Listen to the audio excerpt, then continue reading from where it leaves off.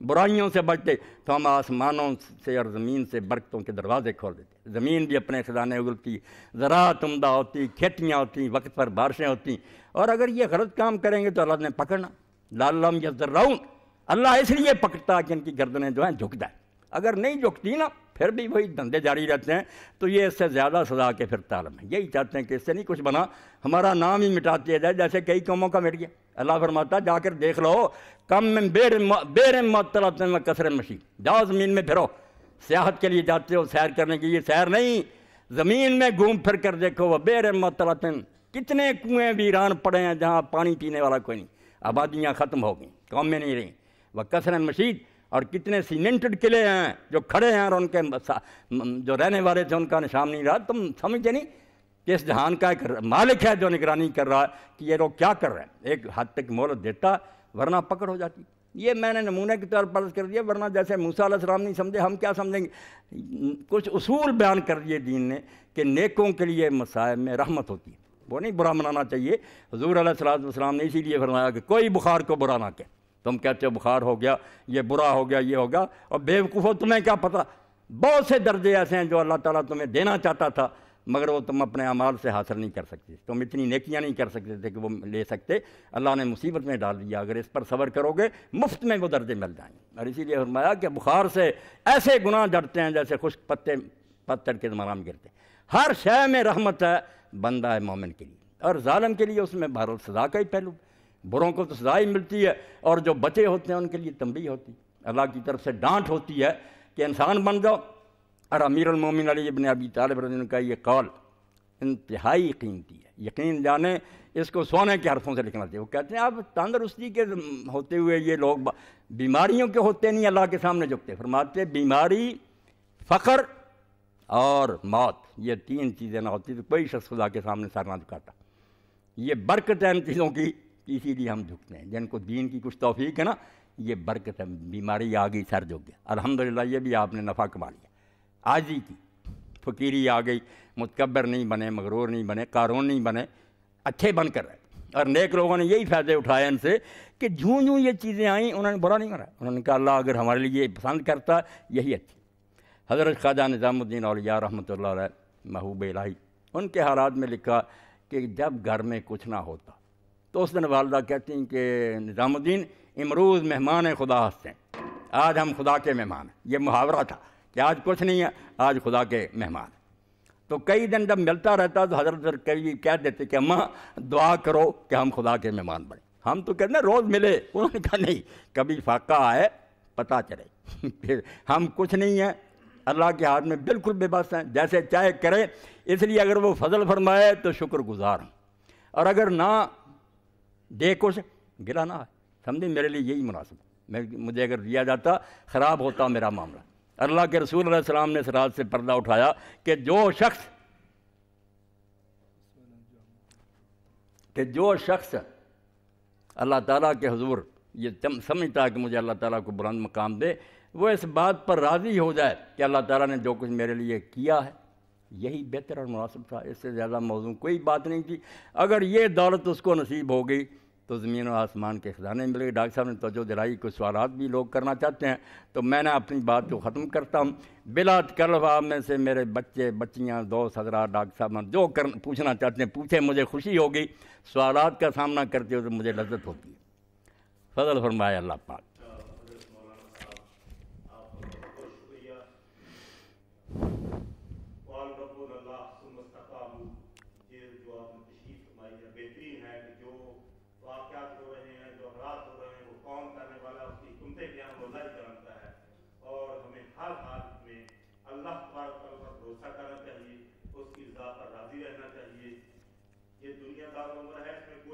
کرتے رہیں لیکن جو نتیجہ نکلے اس کو خوشی سے قبول کریں۔ تو آپ بہت وقت کے بعد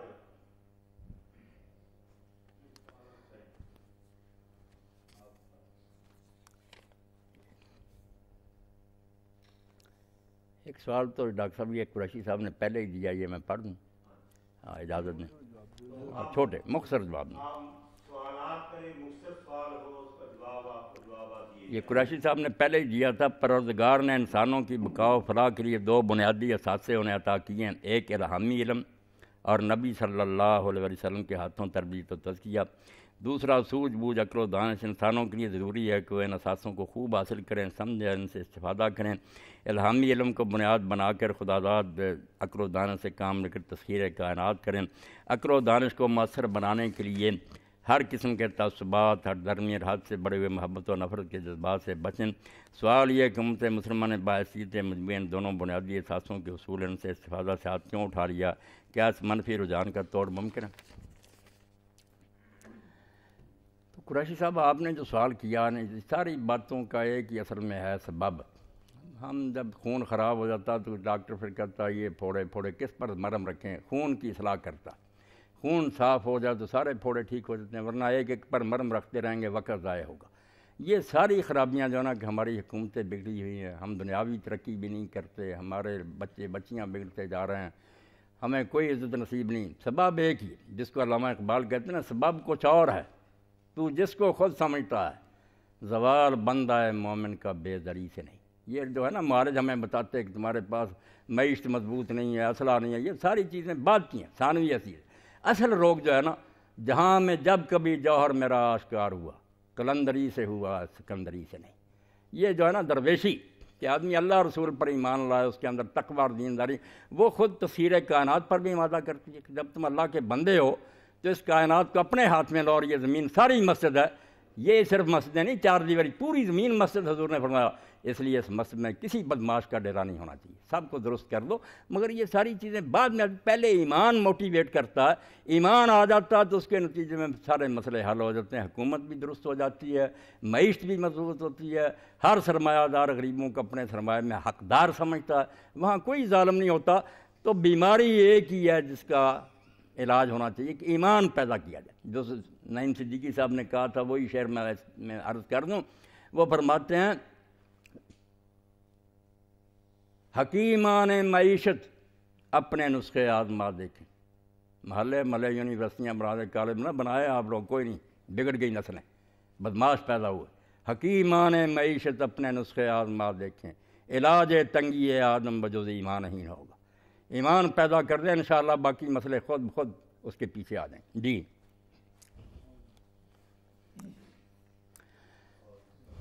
جی سوال کریں۔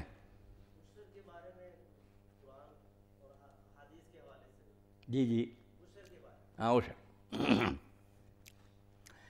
عشر بھی اصل میں زکوٰۃ کی ہے۔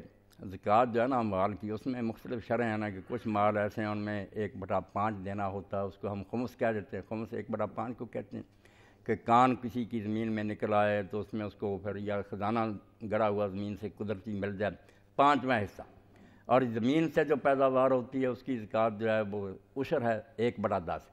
اور اگر وہ نہری ہے یا اس کو اپنے کنویں سے ہم سینچتے ہیں تو اس کا بھی آدھا ہو جاتا ہے نصف عشر، 1/10 کا بھی آدھا 1/20۔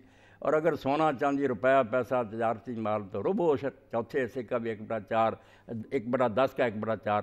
تو یہ شرح مختلف ہے۔ عشر زمین کی پیداوار ہے، اگر وہ بارانی ہوگی تو اس کا 1/10 دینا ہوگا، اور اگر وہ نہری ہے اور کنویں سے اس کو آپ سیراب کرتے ہیں، محنت اس پر ہوتی ہے تو 1/20، اور دینا پڑے گا 20 من کم از کم، اگر کسی کے ہاں ہوں گے، پھر اس سے کم ہوں گے تو معافی ہے، اس پر کوئی نہیں۔ ہاں، اس بارے میں کوئی اور چیز ہے ذہن میں تو پوچھ جی۔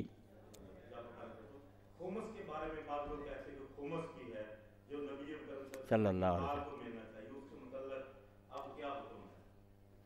خمس تو قرآن مجید میں ڈاکٹر صاحب آتا ہے، یہ سورہ انفال میں اللہ پاک فرماتا ہے نا کہ جو غنیمت تم حاصل کرو فَإِنَّ لِلَّهِ خُمُسَهُ وَلِلرَّسُولِ وَلِذِي الْقُرْبَىٰ، تو اللہ کا، رسول کے قریبیوں کا، یتیموں مسکینوں مسافروں کا حصہ، 5واں حصہ دیا۔ اب لفظ آتا ما غنمتم، جو تم غنیمت حاصل کرو۔ غنیمت لغت عرب میں ہر مال جو حاصل کرتے ہیں نا، خواہ کسی طرح کرے، زمیندارے سے کریں اس کو بھی کہتے ہیں غنم، نفع کو، اور جو مال غنیمت آتا ہے وہ بھی ٹرم ہے۔ اب اہل سنت تو کہتے ہیں کہ یہ صرف مال غنیمت جو ہے نا، میدان جنگ سے جو مال حاصل ہوتا ہے، بوٹی کفار سے جو لوٹی جاتی ہے میدان جنگ سے، اس میں ہے خمس۔ کیونکہ سیاق و سباق بھی یہی ہے کہ جنگ کا ہی سارا بیان ہے اس صورت میں، تو ہم وہاں محدود رکھتے ہیں۔ مگر یہ شیعہ حضرات اس کو لغوی معنوں میں لیتے ہیں کہ نہیں جب غنیمتوں میں، اور اس کا لغت میں مانا کہ جو بھی مال حاصل کرو، اس لیے زکوٰۃ کے لیے کچھ نصاب ہیں اور اس میں کوئی پابندیاں،